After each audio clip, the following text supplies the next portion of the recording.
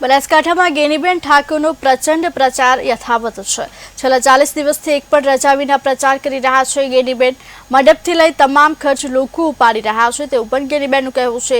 એક પણ દિવસ એવો ન હોય કે ફાળો ન આવે તેવું ગેનીબેને નિવેદન આપ્યું છે। વધુમાં કહ્યું છે કે દરરોજ લાખ 1.5 લાખ ફાળો આવી રહ્યો છે।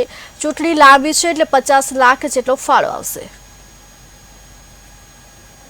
મારે એક મહિનો 10 દાડામાં એકે રજા પડી નથી અને છતાં તમારા બધાના આશીર્વાદ છે, પ્રેમ છે, લાગણી છે એટલે રાત દાડો ખેંચીને આખા જિલ્લાની અંદર માહોલ ઉભો કર્યો છે। આમે તમામ પ્રકારની સગવડો છે, સંસાધનો છે। આમે બેંક છે, ડેરી છે, પોલીસ છે, પૈસા છે, સમાજનો સુખી લડવા વાળો છે। આપણે તો કાંકરા પાળ બધાને ટેપે ટેપે સરોવર ભરાય।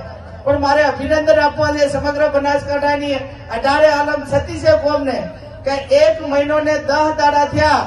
તમામ મંડપ બાંધવાના હોય, માઇકની વ્યવસ્થા કરવાની હોય, મીટિંગની વ્યવસ્થા કરવાની હોય, ચા પાણીની વ્યવસ્થા કરવાની હોય, એ તમામ સમાજે છે કે નડાબેડથી કરીને અંબાજી 14 તાલુકામાં તમામ લોકોએ કરી દે એ વાતના હું સમગ્ર જિલ્લાને અભિનંદન આપું।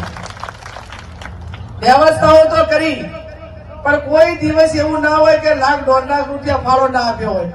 અને આ વખત તો ચૂંટણી પાછી લાંબી છે એટલે રોજના લાખ ગણો તો 50 લાખ રૂપિયા તો ફાળો જ કરી લેવાનો એમ। એટલે ચાક નાના મોટી વ્યવસ્થાઓ કરવાની થાય, ક્યાંક ફોર્મ ભરવા જવાનું તે દાડે ખર્ચો થાય, જમવાની વ્યવસ્થા કરવી પડે, મંડપની કરવી પડે, તો પણ બધા લોકોએ એડવાન્સ તે પછી 30-40 લાખ રૂપિયાનો ખર્ચો થાય ને પાલનપુરનો એ મંડપનો જમવાનો એ પણ સમગ્ર જિલ્લો ઉપાડી લીધો છે। ત્યારે ઠાકોર સમાજને તો મારી વિનંતી છે કે આ ચૂંટણી એ સૌના અસ્તિત્વ માટેની ચૂંટણી છે। પહેલી વખત જયારે ટિકિટ મળી હોય ત્યારે તમે પરિણામ ના લાવો। તમને બધાને ખબર છે કે તમે 2017માં મરણિયા કેમ થયા હતા, તમને બધાને ખબર હતી કે જો આ વખત પરિણામ ના આવ્યું તો બધા જિંદગીમાં ટિકિટ મળવાની નથી। એમાં લોકસભાની ટિકિટ પણ સમાજ મોટો છે એટલા માટે કરીને આપી છે। આ 36 કોમ આપણી હાથે છે। આમ તમે જો તુલસીભાઈ થી કરીને આટલા સુધી બધા આગેવાનો બેઠા, 18 આલમ 36 કોમ આપણી હાથે હોય ત્યારે હું તમારા બધા વતી અમને બધાને ખાતરી આપું છું કે આજે તમે અમારી સાથે ખભે ખભો મિલાવીને ચૂંટણી લડો છો, તમારી બેન ને દીકરીને મદદ કરો છો, એનું ઋણ ઉતારવાનું આવશે ને ત્યારે ઠાકોર સમાજ ક્યાંય પીછે હટ નહીં કરે એની પણ હું તમારા બધા વતી સ્ટેજના આગેવાનોને સૌને ખાતરી આપું છું।